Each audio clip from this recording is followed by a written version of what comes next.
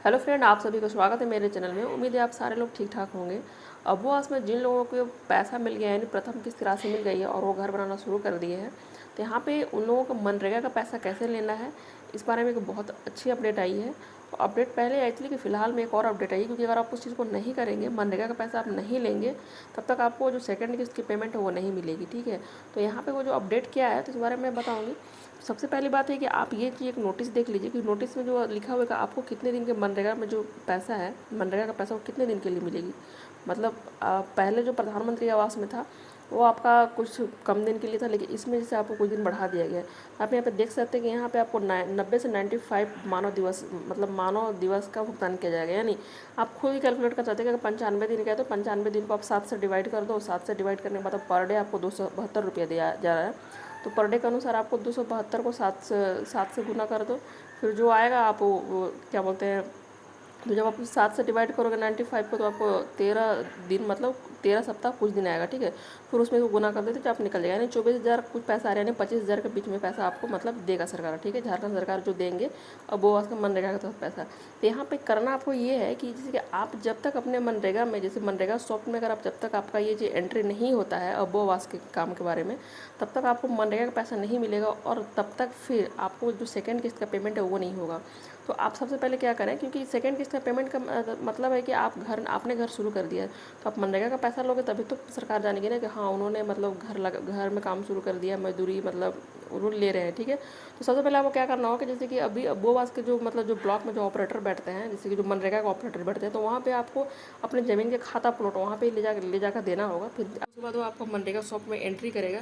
MNREGA shop में entry करने के बाद आप डिमांड डालने के लिए एलिजिबल हो जाएंगे, यानी डिमांड आप डाल सकते हैं अब्बू आवास का मनरेगा का पैसा निकालने के लिए। ठीक है, तो उस चीज़ का फॉर्म कैसा है मैं आपको दिखा देती हूँ।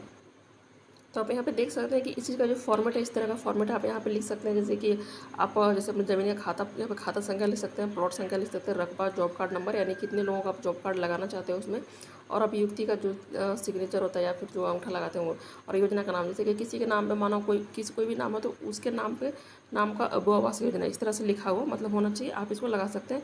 ब्लॉक में जाके आप जो नरेगा का ऑपरेटर है उनको दे सकते हैं। ठीक है, या फिर अगर आप उनको नहीं दे सकते हैं तो फिर आप ये करना कि आप जो आपके जैसे पंचायत में रोजगार सेवक को जियो टैग करने का आदेश मिल गया है। फिलहाल अभी सभी पंचायत में जितने भी रोजगार सेवक हैं वो अब्बू आवास को जियो टैग करना शुरू कर दिए। ठीक है, और जियो टैग करना उनको ज़रूरी है, क्योंकि तभी आपको सेकंड किस्त की पेमेंट मिलेगी। ठीक है, तो सब जगह करेंगे। उनको आप अपने ज़मीन का जो खाता प्लॉट है उनको दे सकते हैं। ठीक है, जब आप उनको देंगे तो वहाँ पे वो मतलब एंट्री करवा देंगे नरेगा के साइट पे। जब एंट्री हो जाएगा तो फिर आपको डिमांड लगाना, तो डिमांड का जो फॉर्मेट है वो किस तरह का मैं आपको बता रही हूँ कि आपको किस तरह से भर के जमा करना है।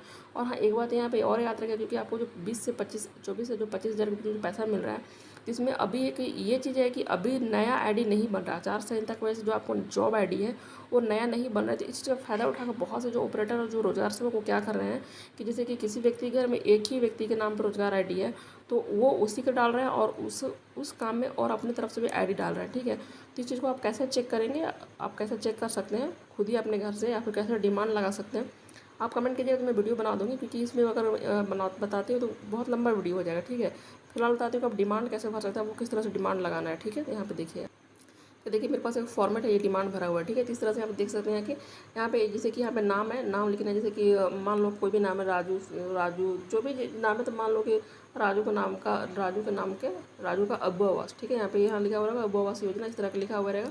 और आप जितने व्यक्ति का जो आईडी डालेंगे यहाँ पे साइड में आप लिख सकते हैं। ठीक है, जैसे यहाँ पे साइड में जो आईडी लिखा हुआ है तो आप इसमें साइड में नाम और प्लस में आईडी इस तरह से लिख के आप यहाँ पे मुखिया का सिग्नेचर, रोजगार सेवक का सिग्नेचर और पंचायत सचिव का सिग्नेचर और यहाँ पे खुद का, यानी जो आप खुद डाल रहे हैं तो खुद का सिग्नेचर यहाँ पे नीचे करके आप इसको वहाँ पे ब्लॉक में दे सकते हैं। ठीक है, जिस ब्लॉक में देंगे तो आपका ये एमआर निकल जाएगा। जब अभी डिमांड लगाएंगे तब एमआर निकलेगा, इसके बाद आपका पेमेंट होगा। ठीक है, तो आप इस चीज़ को आप ऐसे कर सकते हैं। बाकी अगर आपको ये जानना है कि मनरेगा में पेमेंट खुद से कैसे कर सकते हैं और आप कैसे जान सकते हैं कि आपके काम पे क्यों, मतलब आपका जो अब्बू आवास है उसमें कोई और आईडी तो नहीं लगाया है, जैसे आपके घर के अलावा कोई और बिचौलिया, ठेकेदार या फिर जो रोजगार सेवक या फिर ऑपरेटर खुद के मतलब अपनी तरफ से कोई आईडी डाल के पैसा निकासी तो नहीं कर रहे हैं, क्योंकि अभी इसका फ़ायदा उठा सकता है लोग, क्योंकि अभी आईडी बनेगा नहीं। ठीक है, अभी 2 महीना तक आईडी बिल्कुल भी नहीं बनेगा, नया आईडी, तो इस चीज़ का फ़ायदा लोग उठा सकते हैं। ठीक है, तो आप कमेंट कीजिएगा तो मैं ज़रूर बता दूँगा।